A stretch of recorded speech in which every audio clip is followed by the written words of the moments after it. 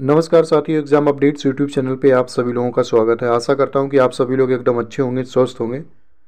साथियों, जो आपकी EMRS Eklavya model residential school TGT की परीक्षा हुई है 23 दिसंबर को, 24 को भी है टीजीटी की हुई है मिसलेनियस वाली, बट जो आपकी 23 तारीख को टीजीटी का पेपर हुआ है उस परीक्षा का एक्सपेक्टेड कट ऑफ क्या रहने वाली है फ्रेंड्स, इस वीडियो के माध्यम से हम आपको एकदम सटीक और सही एनालिसिस करने के बाद एकदम सटीक जो कट ऑफ के बारे में जानकारी है वो प्रोवाइड करेंगे।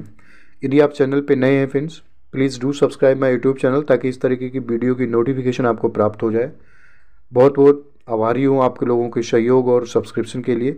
सबसे पहले मैं आपको बहुत से कैंडिडेट पिछली वीडियो में बता रहे थे कि शायद मुझे लग रहा है ज़्यादातर कैंडिडेट ऐसे हैं जिन्होंने शायद मतलब जो नोटिफिकेशन ध्यान से नहीं पढ़ा उनको कन्फ्यूजन है। अदरवाइज जिन लोगों ने थोड़ी भी तैयारी करी है ना और जो ये नोटिफिकेशन ध्यान से पढ़ा है तो उसमें कोई कन्फ्यूजन की ज़रूरत नहीं है। जो आपका जो पेपर हुआ था फ्रेंड्स वो आपका 150 का हुआ था, 150% का, बट उसमें आपका जो 120 मार्क्स का था, मतलब जो लैंग्वेज को छोड़ के हिंदी, इंग्लिश और एक आपका था लोकल लैंग्वेज, ठीक है, 10-10 नंबर के जो आ रहे थे, इन तीनों सेगमेंट को छोड़ के यदि आपका बात करें जो 120 का जो आपका पेपर है, ये 120 है, यही आपके कट ऑफ मेरिट में काउंट होंगे, यही आपका सिलेक्शन दिलाएंगे। बाकी आपका जो 30 जो प्रश्न है आपके, ये क्वालिफाइंग इन नेचर है, लैंग्वेज वाले क्वालिफाइंग इन नेचर हैं, बट उसमें क्या है, कंडीशन है हर एक सब्जेक्ट में, हिंदी इंग्लिश में और लोकल लैंग्वेज में आपको कम से कम 10 में से 40% बोले तो 4 नंबर लाना अनिवार्य है। यदि आप 4 नंबर नहीं ला पाते हैं हर एक में, बोले तो 4×3=12, मतलब टोटल देखें तो कम से कम सेक्शन वाइज हर एक में आप 4 नंबर नहीं ला पाते हैं ना, तो आपका ये मतलब आप समझिए क्वालिफाई पेपर चेक ही नहीं होगा। तो ये बहुत इंपॉर्टेंट ध्यान रखने की बात है। कम से कम मैं मानता हूँ हिंदी इंग्लिश और लोकल लैंग्वेज जो भी है, लोकल लैंग्वेज से परिचित होते हैं कैंडिडेट्स, तो इसमें 4 नंबर लाना 10 में से कोई बड़ी बात नहीं है। इसके अलावा फ्रेंड्स आपका जो मेन है, जो 120 मार्क्स का जो पेपर हुआ है, आप देख सकते हैं 120 मार्क्स का जो पेपर हुआ था आपका, जिसमें आपका GK, reasoning, computer, teaching aptitude और आपका जो डोमेन नॉलेज मतलब सब्जेक्ट स्पेसिफिक नॉलेज के 80% थे।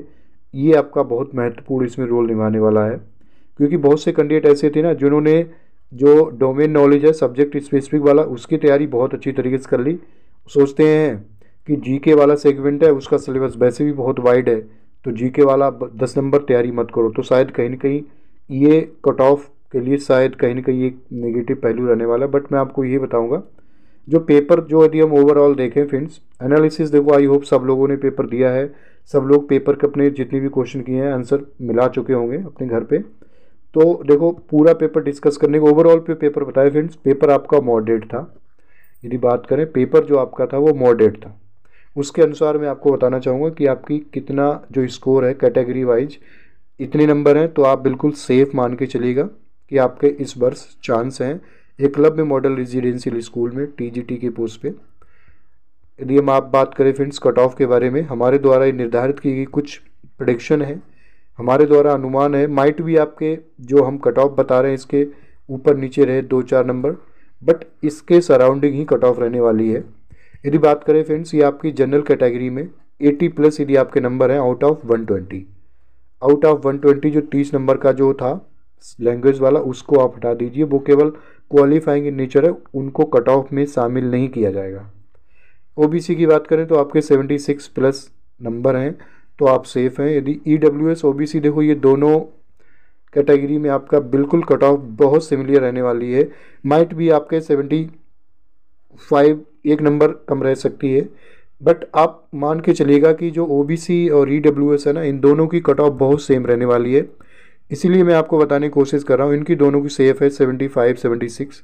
ऐसे की बात करें तो आपके यदि 72+ नंबर हैं, कम से कम 72-70, तो आप सेफ हैं। एसटी में यदि आपके अराउंड 60 नंबर पर रहे हैं तो आप मान के चलिएगा कि आपकी बिल्कुल संभावना है इस बारी सिलेक्शन होने के।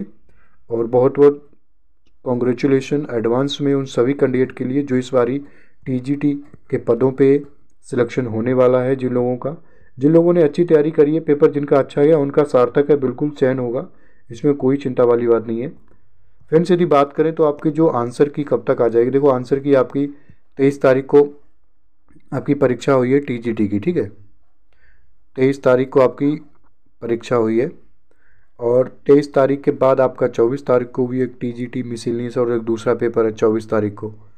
तो 24 तारीख के बाद आपकी जो भी ईएमआरएस की कंप्लीट हर एक पोस्ट पे परीक्षा हुई है 16 को और 17 को, इसके बाद आपकी 23 और 24 को, ठीक है। इन चारों डेज़ की जो परीक्षा हुई है 24 तारीख के बाद आपकी आंसर की आएंगी। आप मान के चलिएगा कम से कम 4 से 5 दिन लग जाएंगे। 4 से 5 दिन के बाद आपकी आंसर की आ जाएंगी 26 से 27 दिसंबर तक। माइट भी 1-2 दिन ऊपर चला जाए 28-29 तक, बट आप ये मान के चलिएगा कि आपका अराउंड दिसंबर के लास्ट तक आंसर की आने के चांस हैं 100%।